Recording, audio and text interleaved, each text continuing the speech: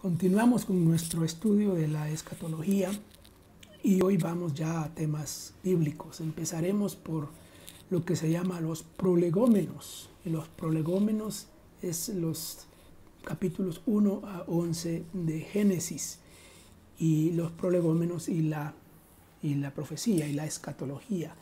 ¿Qué tienen que ver? ¿Por qué estudiar esto particularmente? En muchos casos, la historia como que comienza, cuando estudia uno la Biblia, como que comienza recién en Génesis 12, con el llamamiento de Abraham. Y aquellos que han hecho de Israel la clave hermenéutica para entender el plan de Dios, por supuesto, comienzan ahí. Pero los capítulos 1 a 11 marcan principios fundamentales para el entendimiento del plan de Dios, de esa profecía y todo lo que Dios tiene planeado. El concepto de misión de Dios, el concepto de reino de Dios, el concepto de soberanía de Dios, arrancan ahí.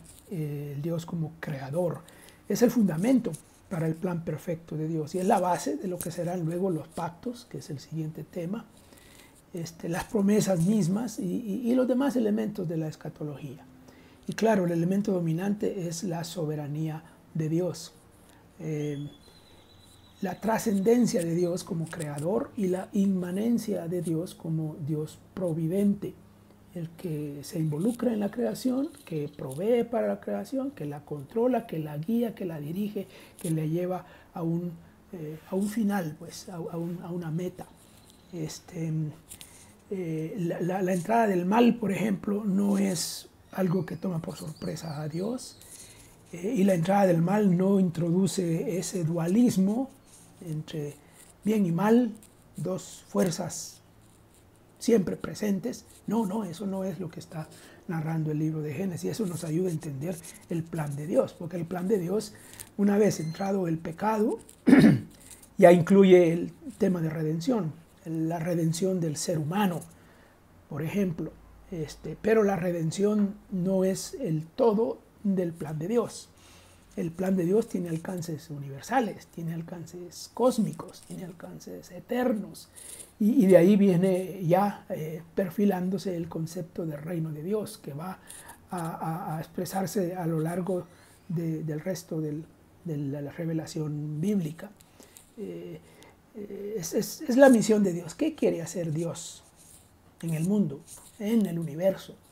Y la redención, por supuesto, es una parte, un elemento componente de eso, pero hay muchas otras cosas más. Y también ese plan de Dios obviamente le da un lugar prominente al pueblo de Israel. Ya hemos hablado de eso y seguiremos hablando de eso ahí. Lo más importante en este tema de los prolegómenos es la soberanía de Dios y es el alcance universal del plan de Dios, principalmente para contrastarlo con esa mentalidad, con ese concepto de que el plan de Dios, por un lado, es simplemente humano y por otro lado, como que se reduce al pueblo de Israel. Y no es así, así no nació el plan de Dios. El plan redentor es universal y se ve desde el mero comienzo. Bueno, por ahora eso es lo que hablaremos del tema de los prolegómenos de Génesis 1 al 11. Hay mucho más que hablar, pero eso es suficiente por ahora.